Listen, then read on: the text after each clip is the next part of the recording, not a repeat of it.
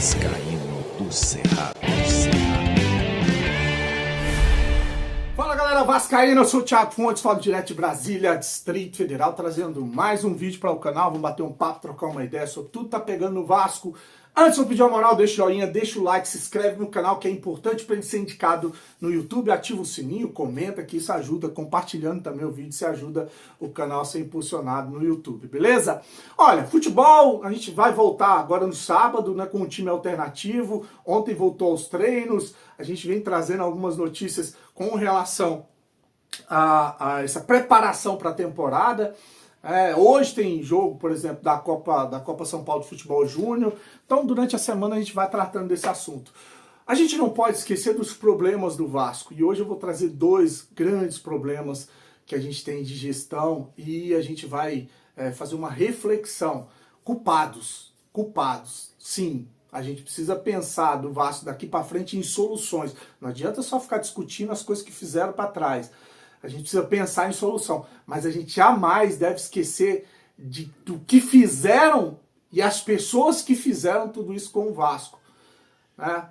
Que é uma parada que rola aí, que vem se arrastando há longos anos. Não estou aqui só falando de agora, não. Há longos anos, com briga política, com empresários, com sacanagem, bandidagem, pilantragem, tudo que você imaginar que pode acontecer de ruim dentro de uma empresa, sempre aconteceu dentro do Vasco da Gama, por ambição, por poder, por dinheiro e por uma série de outras coisas, né? Saiu hoje uma matéria no GE dizendo que em 1 ano e 9 meses à frente da SAF do Vasco, a 777 pagou apenas 18% da dívida referente à contratação de jogadores, a direitos econômicos e luvas e comissão a empresários.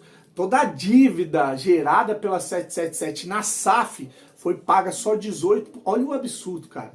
Dizem que a 777 colocou no Vasco 310 milhões, que é os 31% que a ECAP tem o controle. Por isso que eu falo, esse negócio de vender o Vasco tem que ter muita calma, tem que ir para a justiça retomar essas ações por causa do estelionato que fizeram com o Vasco, retomar essas ações para que o Vasco seja dono da SAF. Aí discutir com o vascaíno se vai vender, se vai achar um investidor. Tem uma corrente que é a favor da venda, tem uma corrente que acha que o Vasco dá para ser tocado mesmo com tantos problemas, porque há uma previsão de entrada de mais de 500 milhões esse ano em receita, fora name rights, que é a venda da fachada do novo São Januário, que vai gerar mais uns 500 milhões de reais, só aí 1 bilhão, se tiver gente competente e honesta, dá para fazer o Vasco ser do vascaíno. Eu já dei minha opinião aqui, respeito quem acha que tem que procurar um investidor imediatamente, precisa de dinheiro novo, precisa atacar a dívida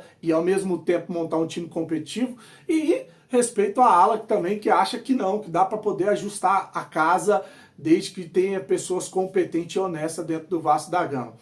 Então, esse é o panorama com relação a a espera por um investidor. Lógico que tem que definir a situação nos tribunais para que possa definir também o futuro da SAF do Vasco. Mas voltando aqui para os 18% de dívida deixada, que eu falo que o Vasco tem que ir para a justiça retomar as ações, não é 18% de dívida deixada, é 18% de dívida paga do que eles geraram de conta na SAF do Vasco. Cadê os 310 milhões? Essa é a primeira pergunta que tem que ser feita para o grupo do Pedrinho, que prometeu transparência e a gente não vê absolutamente nada. As comissões que estão investigando, elas precisam vir a público mostrar o que eles têm já de ilícito, porque eu acho que nesse caso do Vasco, cara, tem que ser criminalmente, tem que ir para cadeia quem roubou o Vasco, porque não tem condição. Como que entra 310 milhões, como que faz uma dívida e paga apenas 18% dessa dívida? Né? Você tem um exemplo aí, o Pedrinho, quando entrou em maio do ano passado, existia uma dívida de 5,4 milhões de reais com os jogadores, referente à luva, à comissão, 5,4 milhões, só o Dimitri Payet era 1 milhão de reais. O Sérgio Kosovo, o Vasco deve quase 1 milhão de reais. O Zé Gabriel deve mais uma fortuna. Então, em transferência de jogadores, dívidas para clube, o Vasco devia, quando o Pedrinho entrou, 51,2 milhões de reais. Olha o absurdo, cara. que fizeram com o dinheiro da 777? Aí saiu uma notícia agora que o Vasco foi executado na justiça em 2,6 milhões de reais referente à dívida de fundo de garantia na gestão Salgado, que é de 20 a 2022. Que para mim a pior desgraça que aconteceu no clube de futebol foi esse Salgado. Mentiu, enganou, quebrou, vendeu. Eu entrevistei ele nas eleições lá no programa do Pop Bola. Eu entrevistei, ele falou que ia implementar no Vasco o que ele fez ao longo da vida dele, na carreira dele, como profissional nas empresas dele. Não ia atrasar salário, não ia pegar dinheiro emprestado com empresários de jogadores, que ia a instituições financeiras atrás de dinheiro, que era a maneira correta.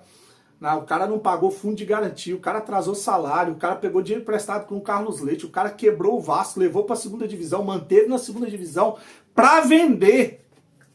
Esse foi o plano, para vender. Então, para mim, a pior desgraça que aconteceu no clube de futebol se chama Jorge Salgado. Tá aí, fundo de garantia o cara não pagou. Mas é só ele? Não. Só de dívida ativa do fundo de garantia o Vasco tem mais de 30 milhões em débito. É muita incompetência trazida ao longo dos anos. Não é só o Salgado, não. Não é só o Salgado. O Move tem muito nessa conta, nesse débito aí, tá? Mas voltando ao nosso raciocínio dos problemas gerados pela SAF, pela 777, é óbvio, é lógico que a gente torce para que o Pedrinho resolva os problemas. Eu não sou aqui torcedor, já falei, já bati de frente com muita gente que é fanático por político. Eu não sou fanático por político, eu posso conversar, ter um relacionamento. Teve gente criticando que você usou camisa de político, que eu usei a camisa do Marcelo Borges, um amigo que eu conheci na época das eleições, que inclusive fazia parte do projeto Somamos do Levenciano. Usei a camisa dele nas eleições, mas não uso a camisa dele, a caneca, a xícara, a cueca, o boné. Não, acabou, filho, a eleição acabou. O que a gente tem que discutir no Vasco agora é um novo cenário. Era da venda para 777, agora é da retomada e uma futura possível venda, né? Então, a gente tem que olhar para frente e tentar solucionar os problemas. Se fizer certo, beleza, aplauso. Se fizer errado, meteu o pau, o sarrafo, né? Então, o Pedrinho não vai ser herói se ajudar o Vasco a sair dessa situação. E não pode a gente ficar vitimizando o grupo do Pedrinho. Porque o grupo do Pedrinho fez parte de todo esse processo. E quando a gente fala, a galera acha que é um discurso politiqueiro. Não é, cara. Não é. Não vou falar de eleição, não vou falar de eliminar, não vou falar do Mussa, do líder da Sempre Vasco, que é o grupo do Pedrinho, que era o Júlio Brandt, que ajudou a colocar o Salgado na presidência. Não vou ficar falando disso mais. É assunto superado, né? Não vou falar de oposição, a guerra que existe em grupos de oposição, porque a oposição do Vasco não consegue ser unida. Os caras, eles se degladiam em grupos, em canais, né? Os idiotas fanáticos de políticos ficam se matando nas redes sociais. A oposição do Vasco hoje ela é morta, cara. Ela é morta. Acabou. Então não vou falar desses assuntos, eu quero falar da relação que existe entre o grupo do Pedrinho e o grupo do Salgado. Porque sim, a gente tem que discutir soluções, a gente tem que discutir caminhos para sair, seja achando um investidor, que eu sou contrário, mas quem sou eu para mandar no Vasco, seja tomando conta do associativo e o Vasco sendo do vascaíno, a gente tem que discutir soluções, caminhos para sair dessa situação, mas jamais esquecer do que fizeram e de quem fez. Por isso que não há essa vitimização. Por isso, quando eu critico o Pedrinho, a figura do presidente, não estou criticando o ex-jogador, o pai de família, o profissional que era da Rede Globo, estou criticando o presidente, que é líder de um grupo que ajudou a fazer tudo isso com o Vasco. Não tem nada de discurso político quando eu faço essa crítica. Até porque quando acerta, eu sou o primeiro a vir aqui, quando tirou a 777, ao contrário de muitos, eu vim aqui e parabenizei. Quando repatriou o Coutinho, parabenizei. Então, quando a reforma de São Januário, a lei que passou na Câmara, que não foi só o Pedrinho, foi na gestão Salgado também, parabenizei. Não tem problema nenhum com isso. Agora, cobrança, ela tem que existir. Mostrar quem fez tudo isso é importante. Punir, tirar do Vasco e responsabilizar criminalmente é importante. Os grupos se prendaram juntos, cara.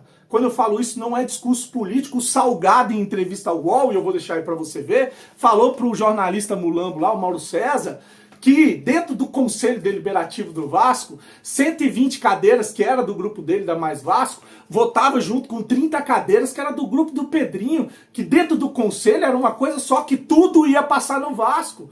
Que o grande empecilho era a oposição com os youtubers, que ele ia dar um jeito de acabar com os youtubers, coitado. Ô, coitado. Vou deixar aí o Salgado. Quer dizer, a gente tem um caminho que está razoavelmente bem construído, que é o Conselho Deliberativo, onde todas as decisões emanam desse conselho. E esse conselho hoje a gente tem ampla maioria, a gente tem 120 conselheiros da situação e temos também 30 conselheiros da chapa do Júlio Branco que basicamente votam junto. A gente tem uma pauta que tem uma aderência muito grande com a chapa deles, então normalmente a gente consegue aí 150. Praticamente todo o Conselho Deliberativo vota na nossa pauta. Então, do ponto de vista de Conselho Deliberativo, é um outro mundo que a gente construiu. A gente construiu um mundo muito mais favorável para a gente. Então, vou dar alguns exemplos aqui para você ver que é tudo uma coisa só, né? Que não dá para deixar de responsabilizar o grupo do Pedrinho com tudo isso que está acontecendo no Vasco. João Marcos Amorim. João Marcos Amorim, ele era vice-presidente de finanças na gestão Campelo, aquele que pulou o barco junto com Adriano Mendes antes das eleições para poder ir para o grupo do Jorge Salgado. Estava no Conselho Fiscal na gestão Salgado, hoje é presidente do Conselho Fiscal na gestão Pedrinho. A dívida do Vasco de 700 milhões foi para 1.400 bi. 1.400 bi. Com aquela dívida oculta que o Salgado falou, que ninguém tinha computado. Se é uma empresa séria, todo mundo tinha sido mandado embora, filho. Responsabilizado, o cara continua firme e forte dentro do Conselho Fiscal. O Renato Brito. O Renato Brito é um dos líderes da Sempre Vasco, colado com Pedrinho, Edmundo, né? Vice-presidente do Conselho Deliberativo na gestão Salgado, que é aquele que fez aquela reforma estatutária, que tentaram passar aquela reforma, passar aquela reforma estatutária atropelada para vender para 777. Ele, da Sempre Vasco, vice-presidente do Conselho Deliberativo na gestão Salgado. Hoje ele é segundo vice-geral na gestão Pedrinho. Continua lá, firme e forte.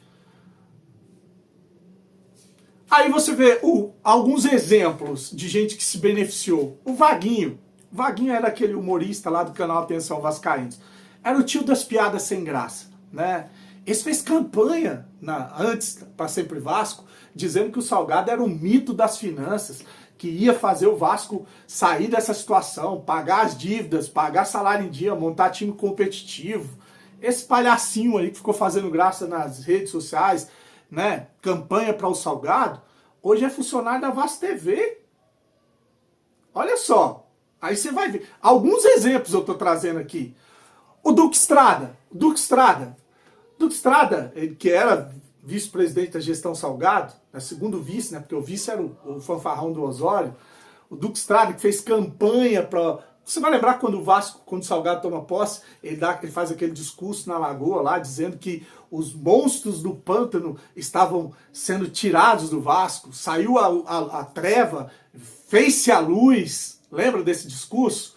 Pois é, esse cara aí que bancou o Jorge Salgado presidente também, que depois que ferrou, que disseram que não tinha condição de manter o Vasco, fez campanha para o Vasco ser vendido para 777, na Vasco TV, em canais de jornalistas, influenciadores. Esse daí, que ajudou a vender o Vasco, né? Hoje, ele grava um vídeo, né?